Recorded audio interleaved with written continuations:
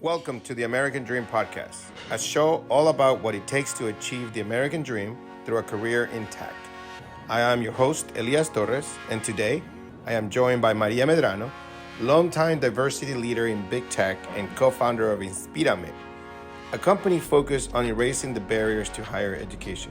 In this episode, Maria explains what she's choosing to give back through higher education, how she overcame her fear of money, and make sure to listen until the end because she and I are going to collaborate on an AI project. This is exciting. Welcome to the show, Maria Medrano. I just literally met you, but I'm already super excited to talk to you. Well, thank you for the invitation. I'm really excited to have this conversation and have a real conversation. So let's jump right in. Tell me a little bit about who you are, the real Maria. Yeah, the real Maria. So I'll tell you, my name is Maria Alejandrina Medrano. My familia know me as Nina because I'm one of, it's 142 of us first cousins, and about 30 of us are Maria algo. So Yeah. I'm Maria Alejandrina. So at home I'm Nina. And so that's who I am. I respond to both names. I'm proud Mexican American Chicana, born and raised in San Francisco, California. In the Mission District, in the 80s. So cultura is just who I am. I am proudly Chicana through and through, even from a authenticity perspective, from a language perspective, meaning that I am bilingual through and through. So thank you for giving me permission that when I get very passionate, I will go Chicano Spanish, I will go Mexican Spanish. And when people ask, are you bilingual? I'm like, yes. I dream in both languages. I think in both languages. I speak in both languages, and I live in both cultures. I'm the oldest in my familia, so I like to always say this as well. I'm the oldest and the only girl, so I have 3 brothers. So a mí me tocó la chinga, as we say at home, because I had to make sure I kept the boys in order, right? My parents, who I love dearly, were high school, I would say, sweethearts. My mom was 16 when she had me. My dad was 19. And so we grew up together, is what I like to say. And even though very humbled in the Mission in the San Francisco area. But by together, we don't mean just the physicality, but you both grew up as individuals together. As individuals together. And what was so powerful about it is because my mom, who was 16, became an orphan at the age of 3. Entonces, my mom had a desire to, what was it like to have familia? And my dad was one of 13. And even though he had both his parents, my grandfather siempre estaba de este lado trabajando, and he would go back every year. So he didn't have the traditional mom and dad at home. He had his mom, his sisters, and his brothers who were helping to bring them up. So when I say that I had my 2 parents and my brothers and we grew up together, we took care of that because we knew that that in itself was privilege, that we were able to be together in the same country, have one another, because they knew what it was like to not have one of those components. At the same time, my mom being born in this country, but having to spend time in Mexico and back and forth because of her circumstances, she was very aware that she was U.S. citizen, born in this country, and knew that school was the right thing to do, but just didn't know how to access it because she didn't have the support. When my dad came from the community in the Rancho de Mexico, where he was educated until the 8th grade, but he understood the importance of familia, values, morals, like the whole importance of cultura. So I like to tell folks that I grew up in a world of just like the yin and the yang, the duality piece of like really being in the cultura, but then also being supported by my mom, who was like, you can be whatever you want to become. I don't know how to get you there. I'm going to support you. And my dad really always just saying, yeah, like do whatever you need to do, as long as I respected myself, as long as I respected the family, as I respected the home. So there was this mutual respect that from a very young age, I remember and I carried with myself. And so I share that because of that, I knew that from a very young age, what separated me from so many others was that I had the opportunity to go to school. And so I prioritized that. I was that student that went to school. When I was at school, I always had my dad's voice in my head as well, is that you appreciate your teachers. You appreciate that you get to go to school because no todos pueden, right? So I would volunteer to clean the erasers, volunteer to, be, yard duty, whatever it was. And so I like to tell folks that my growing up piece was a beautiful upbringing. I mean, I didn't know that I was poor from a monetary perspective because I had so many rich things within me from a life perspective with my familia. Yeah, and I just love everything about that. And I would say that the whole growing up together in a way. I was married when I was 22. I met my wife. She was the first woman I met into the first classroom I walked in when I came to Florida, when I was 17.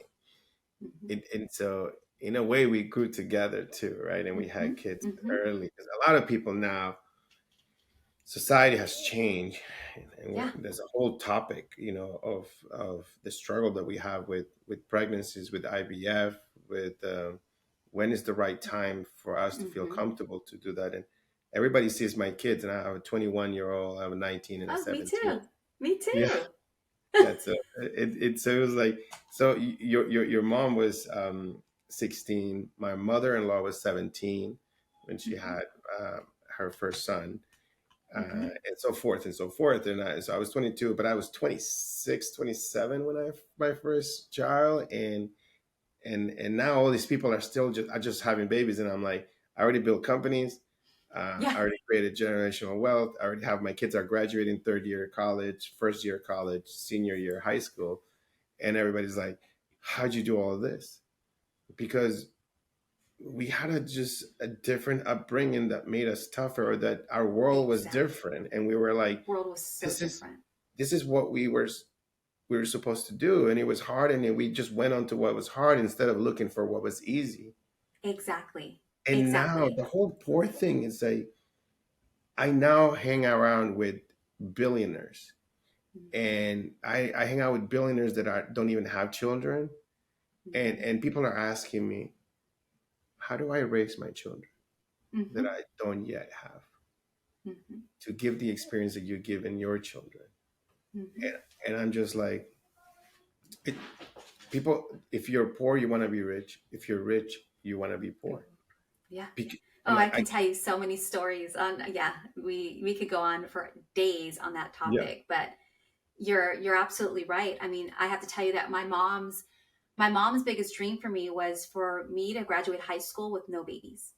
yeah, That was it. That, like, please do that. And if you by chance could buy a car, like, and so, yeah, when I got to yeah, 16, I was working this entire time. I bought my first car, then I graduated high school, and then I went to college with, yeah, no babies, right? And that no was a baby, big deal. So I was the first to graduate high school, I was the first to go to college. Now, I got to college and I graduated college and I was pregnant with my first child, but that wasn't going to stop me, right? I had my first child, and yeah, then I went to graduate school and I got pregnant with my second during graduate school. And then I decided to go back and get a second master's and had yeah, my third child. So the joke in my family was higher education for each degree. I have a child. But the beauty about that is, again, is that we grew up together, right? So I have my 21-year-old. I have yeah, my 18-year-old. I have my 14-year-old. My 21-year-old is in her finished her second semester of her MBA program already.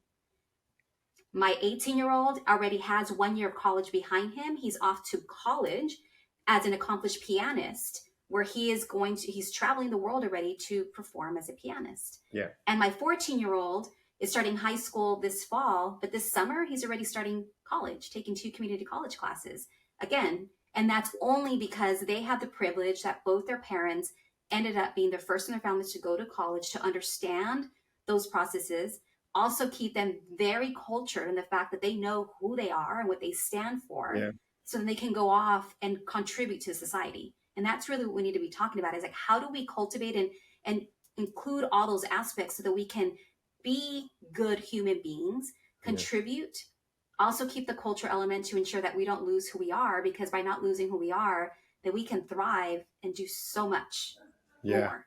Absolutely, agreement. I think that the difference between you and me is that you're 10,000 times more disciplined. Like, to my kids, I didn't teach them Spanish because we lived in Boston, Massachusetts. And then I try like music lessons, and then they would complain and cry. So I was like, well, I'm not taking any more lessons. I don't have money to pay for those things. And so, like, I actually I'm more weight, kind of like what you said about your parents, that are like, they were free and they would give you. I give them the lessons. I tell them the truth. They know, right?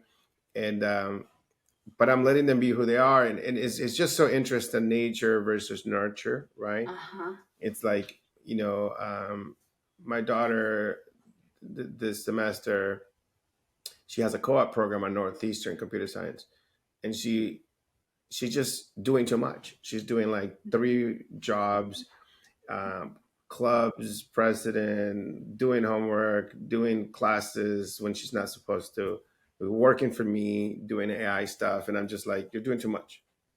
Go, stop working for me, because it's just like no bueno. And then the kids just do whatever they want, and I'm just like, there's some stuff that is built in them.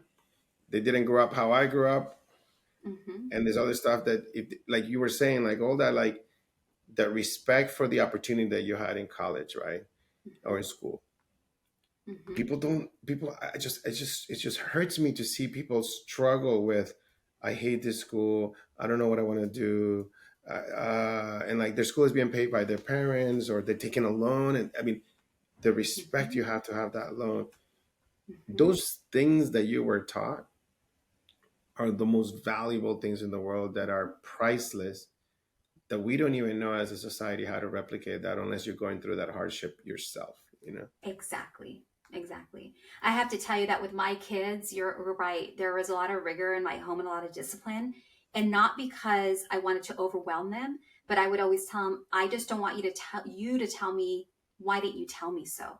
And because I've Yeah. spent so much time in the tech industry and would see how competitive the landscape was, I would tell my kids all the time, it would be irresponsible of me for me not to expose you and help you understand that if you don't dedicate yourself to do something that you really love, that you're Yeah. really good at, I don't want you later saying, "My mom didn't tell me." Like, it's going to be the Yeah. opposite. I'd rather you be upset that I exposed you to too much and overwhelmed you, and then you chose what you wanted to do. With my son, prime example, he's 18. He hated piano classes. Yeah, of course. Hated it so much. I mean, and it was so difficult for me to get him to the piano classes because I was always traveling for work and whatnot. So I figured out, okay, what could I do that's different? Figured out there's piano teachers that teach piano virtually. And then the Yeah. pandemic happened. So I said, we're going that route. Now he's 18. He absolutely loves it. That's all he talks about. And I always remind him, remember, if I would have let you quit, and the reason why I continue to ensure that you did this is I knew Yeah. that deep down you loved it. You just didn't want to put the effort in. And I It's would it's a, it's a constantly tough remind him. balance. Yeah, it's a tough balance, for us. I will say we're great parents. You're a great parent. I'm a great parent. That's it. Everybody's on the record. Yeah. We're at this level of top parents. Um, and I feel like I'm a parent a lot to the teams that I've built and I've grown in the Yeah. companies. I, All I do day. see them, whether they like it or not, as Mm-hmm. children of mine in some ways. And the problem is that in some ways we have so much wisdom because of what we live, but not everything that is our wisdom and that is right translates to the right decision for them. So it's something Exactly. we've learned. So we will Mm-hmm. try, and we'll say, like, trust me, you will appreciate this or you will not appreciate this. I'm right a lot, but it doesn't really matter, right? I think it's Yeah. like they have to. If they don't get it, I really don't push. I right now my world is like, I've built so many companies. I invite people to join me and work for me. For example, Mm-hmm. they worked for me before. Work for me before doesn't mean they want to work for me again, right? Mm-hmm. They're like their risk profile, their wisdom, their stuff, their opportunity, and I'm just like, this is gonna be a life changing thing. And people are like, I'm not sure. I Mm-hmm. want. It's just like, one of the things I teach my kids is just say yes to everything. Mm-hmm. It's just like, Mm-hmm. it's like, don't. I really struggle when people really just say no. I, Exactly. I I Because think say, they close opportunities. Just say yes and be open to the and try it opportunities and try it. Yeah. and try My it. kids It's just, my kids, there's a rule in my home that they know. I don't even have to say it anymore. They just know. It's like the minute they would say, I don't want to do that, it was already me like, okay, why don't you want to do that? Just to make sure they yeah, had that growth mindset, that they understood. Don't right. right away say no. You have to say yes. Try it. Yes. And if you really don't want to do it, help me understand why not. And if it's a real valid reason, But if it's because I don't want to get up at 6 in the morning, or I don't want to do it, Yeah. I mean, because there's so many things that, for instance, my kids every year go to Guatemala for 10 days, and they support the mission. And every year they go back, they're doing something, either building a hospital or contributing to a school, whatever it may be. The first year, nadie quiso ir porque 10 Yeah, of course. días. And I'm like, you're going to go? You know why you're going to go? Because Oh I my would have God. wished I could have done Yeah, that as a kid. My parents could have never afforded this at all. And it exactly. took And them that's, going that one time. Yeah. yeah, it exactly. That's how I am with the kids. And I'm just like, because before I'd be like, we're going to go do something. And they would be like, what? Where are we going? I don't want to do this. And I'm like, and they're like, where are we going? What are we going to do? How long are we going to be? So I said to them, never ever again ask me those questions. If I say we're going somewhere, you just say yes. And then they all come and they're like, oh, we had a great time. We did this. We did this. I'm like, and the thing with me is like, more and more, anything I invite you to is pure fun and just like mind blowing things. You know what I mean? And it's like I took my son to Sequoia Base Camp, where he saw Elon Musk in a group of like small. You know? So like I'm taking him stuff like this. So I'm like, if I say you get on the plane with me, you get on the plane with me right now. It's like, you know. So like him, the second one has learned that. Like if I say, get up, let's go. I hate explaining where I'm doing. Yeah. I mean, we're not So, going to waste. I mean, we're so busy that I we don't can talk have time about to this for bring people hours. It's like, along. I don't have time. Exactly. Well, it's like you're in and you're out. That's I get pissed with everybody. Like you're Yeah. in or you're out. I'm here saying let's go. You don't want to go? Not my problem. We move on. There's thousands of people that want to do this, and so we need to find the people that really would deserve it. You know. Yeah. I think, and so like for example, another thing I was talking to a co-founder of mine, and we were discussing that people are afraid of new things, right? Oh, Uh, yeah. and they're like something new is coming. AI, for example, right? So AI is coming, and people are like, no, I'm against it. And so I'm like, to me, as I'll say it this way, but it's like the stupidest thing to be against something new. It's like your default answer can be, I'm against it. It Exactly. should be really like, okay, instead of doing that, if there's a problem, then go work on the thing that you want to be the positive thing. But everything that is new, it's just silly to stop it on the get-go instead of trying to understand it, trying to find out what's good in it. And if it's bad, then work on the thing that is going to make it good. But Yes, once or make something it comes out better. of the So that Pandora's box, exactly. make it better. Oh, But we can't. I've, There's nothing we can I've, do. yeah, we could talk about that topic all day as well. I mean, the same thing as an entrepreneur, I find this every single day. And then it's explaining, it's like, instead of just having this closed mindset, it's like, why wouldn't you? And let's have a conversation around what could make this better, because Exactly. we're heading in that way, right? And I would say But culturally it's as Latinos every as well, change in it's the history of the world. Like if it's a car, like no, I want horses. You know, if you don't want this, you're not gonna be alcohol, but you're gonna do this.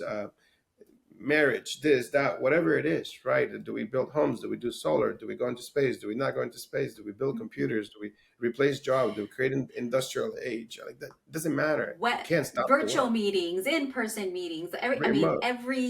everything has, Yeah. yeah, And like, and I think it's most important that we continue to have these conversations, especially when we think about, especially for me, our Latino community, that's the largest growing population across this nation. And culturally, it's embedded of us. I'm like, oh no, para qué? Oh no, se van a asustar. There's always this out of love and care, but it does not help us any, because then we stay yeah, back and we stay reserved. And I can't tell you how many times I get that question of like, why aren't you like that? Why are you so open-minded? And I'm like, because I was tired of being poor. Like I was curious about, why can't I do and say and have what they have? I don't want theirs. I want my own, but I know I have to gain skills in order to get there. let's let's It's, um let's talk about that. I don't want to be poor. yeah. Tell me why didn't you want to be poor? It was limiting. I mean, just the conversation we had, being in my family, I remember the day that I learned about bank accounts. It wasn't at home. It was a fact that I was a second grader at our elementary school, and a bank went to the school to talk about this concept of savings. and how you actually create accounts at banks to deposit your money to save money. And that you remember they gave this little book with a little sleeve, and they said they would come to school every other week so that we could deposit our savings, whether it be $1, whether it be $2, anything, but just to build that concept of savings.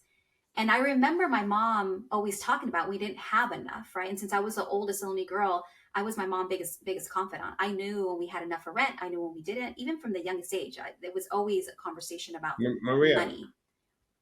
let's be real. Um, I was working at what was pre IBM for me. I was in college, and I was at a help desk answering the phone, and this young fellow said to me, "You should set up an index fund." Mm-hmm. So I already had done up in my bank account with my mom at Bank of America, Nations Bank. Mm-hmm. So I was like, I had a bank account. I was like 17, Yeah. 18. And there was no money in there. Yeah. But then this guy goes, set up this thing, Elias, where you just set up a $50 direct withdrawal from your bank account. This whole like notion of just withdraw it from your bank account, goes into the index fund. You set it and you forget it, and then it's just gonna grow. I was putting $50 a month. I don't know. It grew to like $10,000. I lost track of that account. I don't know what happened. The funds changed. I don't know where that is. Mm-hmm. I think that it doesn't longer withdraw because I don't have that bank account. I think that's how Yeah. that stopped. Can we really stop being poor by saving? I think there is a notion of understanding the relationship with money, right? That was my big thing. This isn't just the saving piece, right? For me, it was the concept of, oh, money isn't bad. Because Right. money in my community growing up, it was a bad thing, right? It was Wow. dirty. It was this, it was that. There wasn't enough of it. So for me, there was this thing about understanding, like, money isn't bad. It actually should be used to be able to work for you, to be able to access Yeah. more things and ensure that you can actually support the family. So that's why I started with that savings piece, because it required me to understand that you can have a different relationship with money and bringing that home, because at home it was very negative. Exactly. And so, No, yeah, so I totally get that. But now what I'm saying is that we're advising the future generation, right, through this podcast. well, How do we stop the being future poor? generation is about investing, taking the risk to invest. That's the biggest piece. But in order to Right. invest, you have to have the discipline to understand that you have to save to have something to invest. Like, there's no way that I could have started my own startup without the risk that I took in investing what I had grown in my stocks, in my Right. all that time that's been accumulating, but that you But have to let's give them the secrets. Let's keep going. Let's give let's people what I want to give here is people the secrets that we don't know, that we didn't know. So first of all, saving make you stop being poor? What's the answer? Yes or no? nope. No. Savings will never, saving little pennies will never make you stop being poor. It No, doesn't grow. it Savings doesn't. does not grow. And you could only put a little slice of the barely thing that you make in a job into savings. It's you make this little and a saving is this little and you save Tiny it and you make a piece. little bit and then you just will just store that little and never be able to use it. Second, you said investing. So yes, Investing. investing, and we can talk about the different ways people can invest, is the only way. One is investing money into something Mm-hmm. because there's people making lots of money. Lots. I invested tens of thousands of dollars, not to be this so specific, but not a lot, into a company called Clavio that just went public 10 years later. And I was the first investor in it. Mm. And I You. made 290x result on Yes. my money, right? And Yes. so like without lifting a finger Finger. for Yeah. 10 years. My Yes. friend Andrew, the CEO of that company, has killed himself. You should see his grays. We were the same color when we met. And he has the grays hair. I don't have the grays hair. And so I made a ton of money by just investing. That's how you make money. You Mm-hmm. invest your time into Mm-hmm. endeavors that could generate more money. if we want to stop being poor, we have to do those things, right? And I'm going to go because of just where I started is that we have to educate our community so they understand. So that thank you, like for this podcast piece, that is that. Because let me tell you, my investments, yes, have been in things. My investment even in yourself, right? So that you have what it needs to have those skills to be invited to invest, because not everybody has the opportunity to invest. You get asked to invest, right? You have to be seen as someone that they have the opportunity to invest, or I want them to invest. Because let me tell you, as a CEO of a startup, I don't want just anyone's money. I want that investor that's going to care, has some expertise. So it's the full package. We have to make sure that people understand that piece as well, that it's not just this money and people are going to take it, because it's all it's Yeah. all connected, I all have a super big, I connected. have a big recent subject on that topic on that I can talk about. Before that, though, there's one more thing I want to add to the investing piece. Most of the people making the biggest money in tech today are not investing their own money into their own startup. Mm, It's secret number X here, right? It's a, my goodness, like I would say to most people that are starting companies, do not use your friends and families and your own money for the startup. It's just completely unnecessary. Whether we can argue about bootstrapping and VCs and evilness and this and the other, but everybody else is doing it. At the beginning, if the system is not perfect, might not be fair, might not be whatever, but if you're putting all your blood, sweat, and tears into this thing, God forbid you're going to put your savings, that would be your backup plan. Because the mm-hmm, VCs have their backup plan.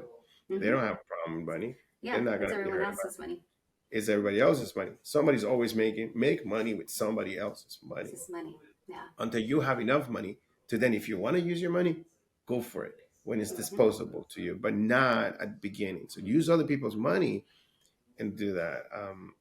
What do you think? I agree. But Elias, that's where you can be my mentor, right? Because when you are the first and you don't have that resource, but you know what's needed to fix the problem, that's when you think, do I want to take that risk? Is the Yes. risk worth it?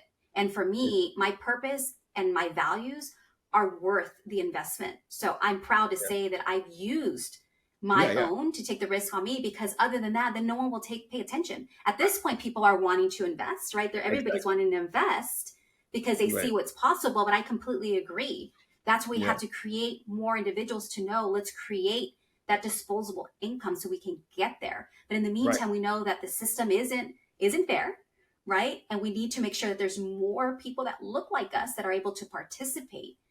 And in order for that to happen, is these honest conversations need to be out there so we can make sure we have those opportunities Absolutely. to do that. Because if not, it's not Yeah. happening.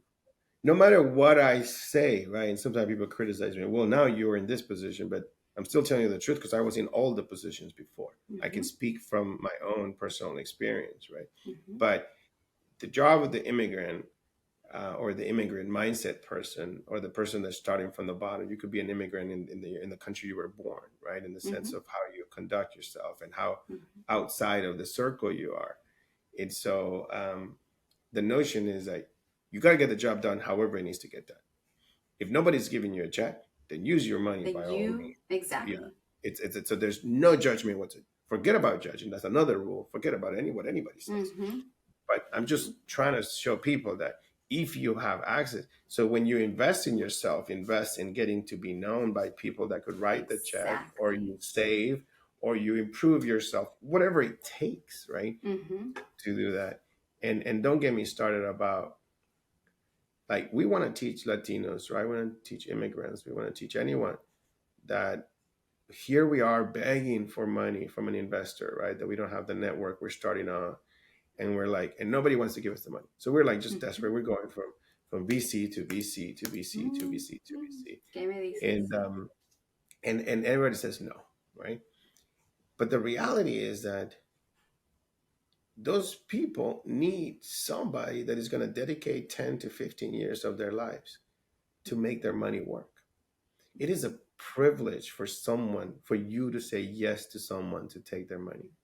So we have to give the confidence to the entrepreneurs, no matter where they're from, that that's the truth.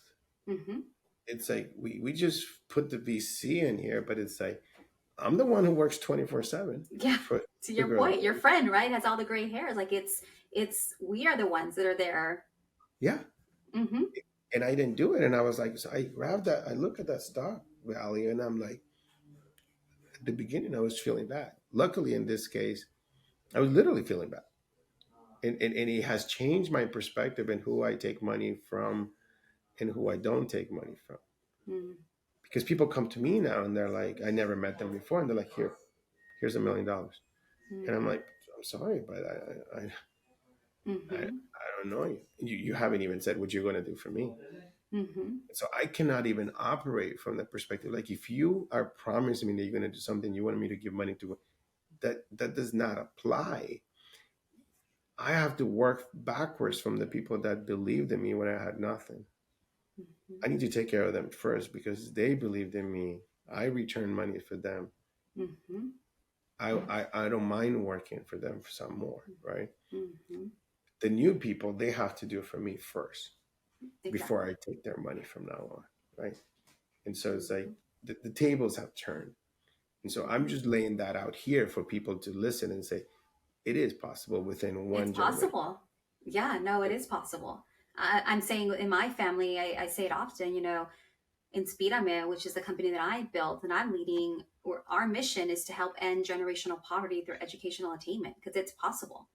I've broken that cycle in my generation, in my family, and I've seen it in my kids. We're doing more, and that American dream and that prosperity means so many different things to different people. What I can tell you, what I know, what it means for me is what it gives me that purpose to go do, to know that at the end of the day, the circumstances for my family, my community are completely different than what it was a short, 35, 40 years ago. 1,000%, right? Tell me a little bit about this career of yours. You have an insane career, right? You I don't know. I'm just opening your LinkedIn right now, right? Um, Crazy stuff, right? And it just goes back a while back because you and I are old, but there's like Yeah. Cisco, I was at some Cisco some for good stuff. 14 years. Yeah. Yeah. I've had the privilege of ending up in the tech industry before even knowing that the tech industry was an industry, right? I actually started at a company called WebEx. If anybody is familiar with WebEx, the technology platform, the web platform, they're one of the early players Well, hold back on. in the day. You started there. That was your first job.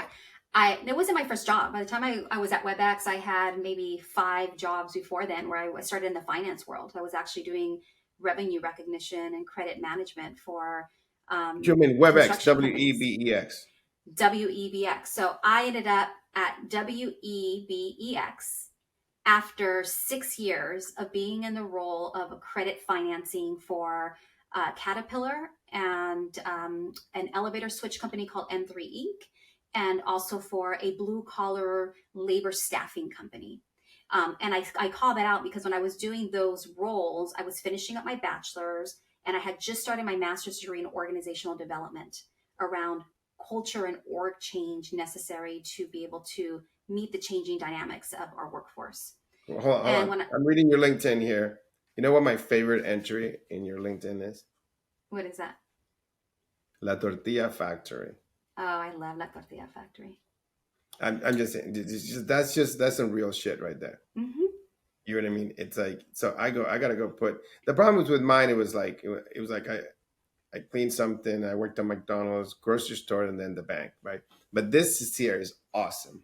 No, I did La Tortilla Factory. You know why La Tortilla Factory is there? Because at La Tortilla Factory was the first role that I had where I started as a receptionist and I got promoted to the orderly entry desk. So from a career perspective, it was the first time that I was promoted. Because before La Tortilla Factory, I was a waitress at the Olive Garden. I was a waitress at the sushi bar. I was a waitress here, but it was the same roles. But La Tortilla Factory, no, that's where I signal like progression because that's what this career game Yeah. is all about. How do you This get is, somewhere and continue to move? it's like you go from La Tortilla Factory to global diversity narrative and public policy at Google. Mm-hmm.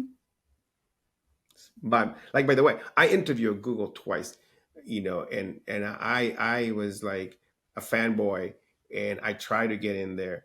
I went to Harvard and I did a master's in computer science, hoping that I could pass the interview. Like, I literally was like finishing my master's degree because I studied business because I already had been rejected before because I built some cool shit, and they approached me like, I know like massive historical people there, and they would be like, I did the interview and they're like, you can't cut it here.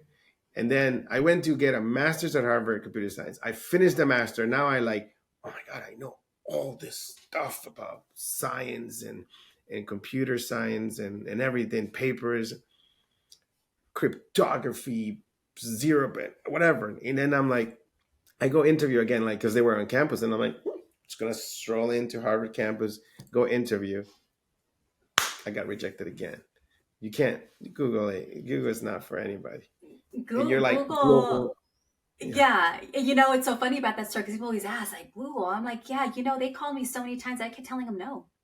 I was not interested. I honestly was not interested. I was busy Yeah. doing great things. And I thought, no, I'm just not I don't want to drink the Google Kool-Aid. I was just not interested.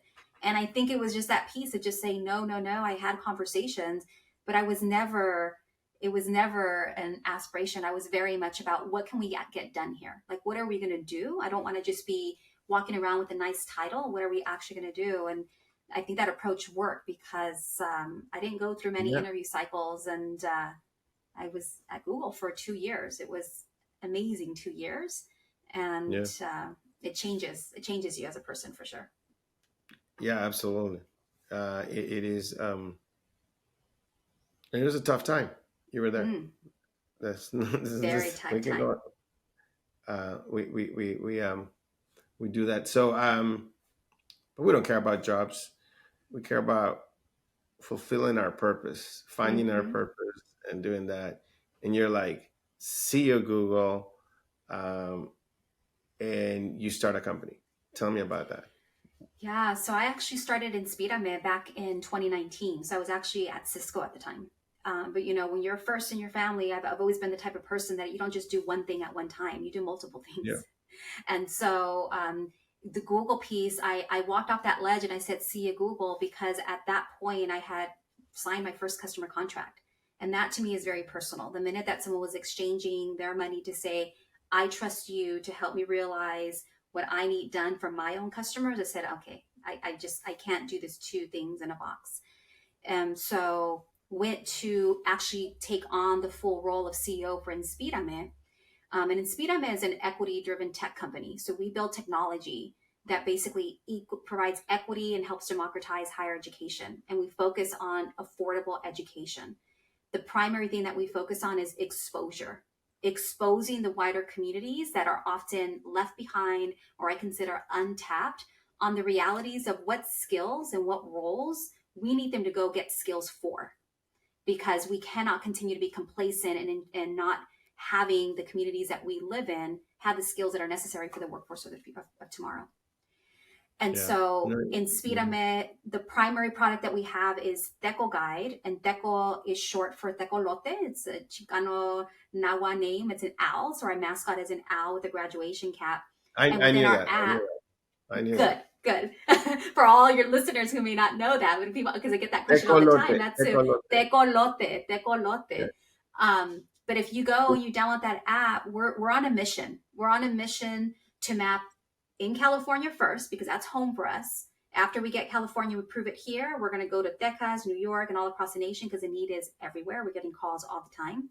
But imagine a place that you can go, that you can navigate any system of higher education and explore, even if you're not a student. That's the power behind what we built, because there's too many obstacles that exist where you have to be connected to an institution to even be exposed or understand what opportunities you have. And there's too many people in our community that are intimidated and believe that they don't belong in an institution just because of the systemic barriers that have existed and have been crushing spirits along the way. So that is what Inspiram is in the business of doing. And we're continuing to grow and build to bring access to the many who are being left behind. Um, so I was going to say this is, yeah. I think we have to figure out, this is a hard problem. I love the name of Inspírame because sometimes I get paralyzed, right? Of like, Hmm. how do I help? And I think the whole Latino community, I get all these random texts all the time. Hmm. How do we fix this? How do we help the Latinos? I hate anytime anybody wants to create a group or put a committee. It's just another one. I was the same way. I was so to go back, why Inspírame? I was tired of yet another conversation. I was tired of presenting to the boards. I was tired of presenting to the executive team and having the same conversation because I started my career in the tech industry in the business. And then it was a sales leader who was very sophisticated who would say, Maria, I need you to help me in my sales organization to think about this diversity, equity, and inclusion piece and what we can be doing to ensure that we can meet our customers' needs. Because at the end of the day, the customers are asking. The customers are the ones, the investors are the ones that are asking, right? And Exactly. so sitting there and having these conversations internally to saying we need to be connecting to community colleges. Why community colleges? They're the largest form of higher education across the nation. They're open access. So they're naturally and organically full of diverse candidates. They need more guidance and they need more structure. Because the community colleges are that for the community, there's lack of structure, there's lack of governance, and there's lack of awareness around what they offer, which is why we constantly have this continued cycle. And I tell folks all the time, the definition of craziness is doing the same thing over and over and expecting a different outcome. And that's what so many of these groups have been doing, the same conversations, the same things. And like, I'm not, while you guys continue to have your conversations, I'm going to come build a Yeah. product that I know is needed, that is not dependent on a school system, that's actually focused on empowering the community and a platform that enables us to partner with all these different nonprofits who are out there about being education champions so they can see that they no longer have to have a dependency on these education systems because they're overwhelmed, but that we Yeah. partner because we can do that and we can actually increase our TAM.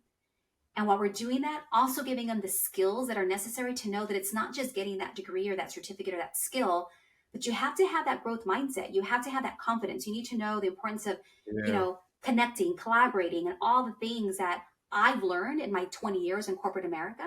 So I like to tell folks that that's what I brought in. I'm the expert in the corporate world. I couple it with the expertise in education because my co-founder, who's my husband as well, has become an expert and is an expert in education. He's been a college counselor the last 20 years. We know the system inside and out, which is why what we built has been built to go against the narrative of the system because we know the system will reject it. And so that's how we Okay. get away. Okay, listen to this. Tell me if you're interested. This is crazy. And I'm gonna put it out here because I might not, yeah. And then so if anybody wants to hear and wants to join on this, then it's great. I don't want to have discussions with people. I just want to tell them if people want to join. If not, get out. But interesting enough. So I went to University of South Florida. And I'll skip blah blah blah blah blah blah. Just recently, I went there and we're analyzing. University of South Florida in Tampa is number one Latino school in the United States. Mm-hmm. It's like 40, 50, 60,000 students, something like that. 22% Latino population. It's the largest. Mm-hmm. And so, which I would think it may be California, but I guess. And so be something like that. It's big. Mm-hmm. Then I'm zeroing in on the college, on the computer science school, on the university engineering, Mm-hmm. and the Latinos are not graduating at the same rates Of as course not. Of course not. non-Latinos, right? Yeah. Normal. And so I was like, okay, how can I help? One of the issues I've seen is that they don't have a co-op program, internship program. Mm-hmm. Latinos have to work most of the time, Mm-hmm. and so they're struggling to graduate or they're Mm-hmm. struggling to pay. Mm-hmm. And then when they graduate, they're also struggling to get the right job for what they study. Yeah. Because they don't know how to And make the so transition into they don't know. the Yeah. work. Exactly. And so then I was like, where do I begin? So I was going to donate money to hire a counselor that we have to figure out how to write thing. Let's talk, Elias. Right. Let's So hold on. So then it gets better. So then I said, I started an AI company in the past year, and I was like, why am I going to donate? The ratio of counselors is like, it's It's like 1 to like 900 students in the United States. Yes, you're right. It is So 900 students to one. Yes. I'm just see yeah. And so then I'm like, what am I going to solve if I donate, I don't know, $300,000, $400,000 for 3 years of one advisor to this? Like, how am I going to make an impact in the world? So I started coding an AI college advisor. I have it. And so I'll show you mine. So we got to talk. We gotta talk because yeah. And so I'm doing that, and I'm trying to figure out what to do, and I'm getting distracted because I'm trying to convince the school, because we can do it without the school. But I'm actually trying. But I'm trying, because I said, look, I can scrape all this content off the web, and so it's all public information. But I'm gonna try because I'm friends with the president, and so like I'm the provost and the deans and the blah blah blah. So they'll want me involved, right? Because they're like, give us money, right? So like with that, they pay attention to me. And so, but they do care. I know the president personally. She's amazing, and so she's like wants me to help, and we're doing different programs for there. So we should talk, because let's talk, because what you're doing there, we have done here in California, and we're seeing the impact, and that is why we want to take this all across the nation. Because have you using AI? Yes. All right, perfect. So I'll show you, and then I can give you what I have, but then I'd rather focus on the person that is doing that, because I might not be able to do multiple things at once, or I am doing too many multiple things at once. But that's, and so instead of talking to people about what we could do in committee and invite more people, I just start doing let's do it. Let's put it out. That's what we did. That's this morning when I said I was at the radio station at 6 a.m, connect with the community, was teaching and educating los papás about the power of how they can be informed and putting it in their hands so they can be enabled. And then that can help answer their 80% of their questions. And then we then go and support the exception piece so that we can get all these students, that many have graduated this week from high school, but 60% of them have no plans for the future. Nothing. Yeah. And it's a cycle. It's happening every year. So let's talk. Let's talk. That's excellent.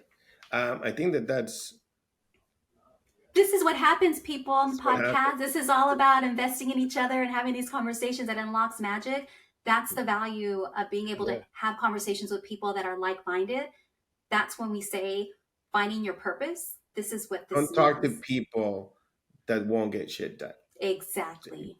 If you're talking to people that can't do stuff, you need to contribute. You need to learn how to like show up to places and say, I'm willing to do X, even if it's like picking up the dishes, at a startup, and just do it. And everybody has the ability to do something. It's the attitude that matters. Exactly. But if you're talking to people that talk, every time I'm talking to people, I'm looking for, where are the results in this individual?